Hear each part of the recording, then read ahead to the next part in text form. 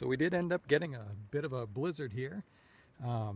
Probably have about 20 inches of snow or so on the ground. And the snowblower we're going to use crapped out on us. You'll see a video of that shortly, of what went wrong and what we're waiting for parts to get that fixed. But in the meantime, we're using this to clear off all this snow. And we're going to try to make it a blizzard clearing machine. I've got a quick idea for it here to show you what we can do to make this a little bit better. I've been out here for a little bit, getting going on it to get rid of some of the snow here, but we hit a dead end. So we're going to see if we can make this easier and make that thing move more snow than it is right now. Stay tuned. So first off, we're going to remove these wing nuts here to get the handle out completely. These, in this case, there's just the two of them. They're on pretty lightly here, probably from shaking around as the thing's moving the snow. So we're going to do that, push these bolts out, pull the handle out, bring that inside, and I'll show you what we're doing in there.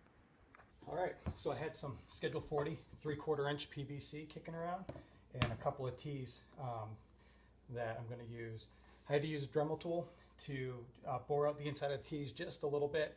I used a long stone piece on it there, and it probably took about 2 minutes per T to bore that out. So what we'll do is we're going to end up sliding these on both sides here, and effectively, as this one measured 21 from side to side, so I cut this at 20 and get that on there with the other T. So effectively, I'm going to make a second pivot point handle here, where we'll use that to try to get some more, throw some more snow with this thing. So next up, we'll get the other one on, we'll spin it back onto the shovel and see how it does. Alright, so here we go. Got the wing nuts back here. Spin these back on. Got the wind and snow howling out here for dramatic effect. And as you can see, I didn't use any glue or anything on the PVC. I just have those in there kind of pressure fit in. So basically what it's going to end up having here for me is a lever point on that second, on the second arm there. We'll see if we can get some video to show you what I mean, because this thing can only push so much snow, and you do need to lift it up and throw the snow a little bit. So we'll do that next.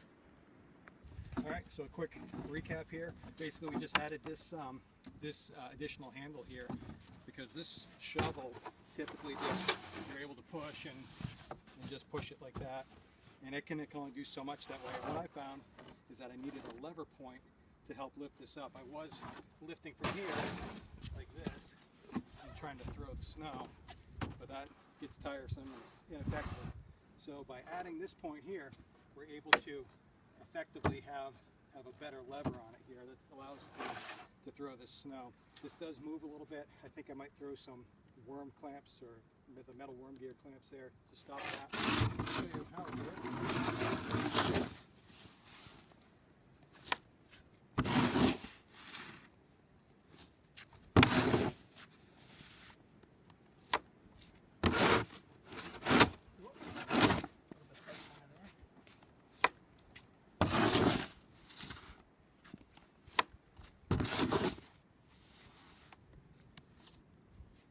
There we have it. Adding this point here clearly helps it move more snow, and if I do add the clamps here, it will help from having that move a little bit.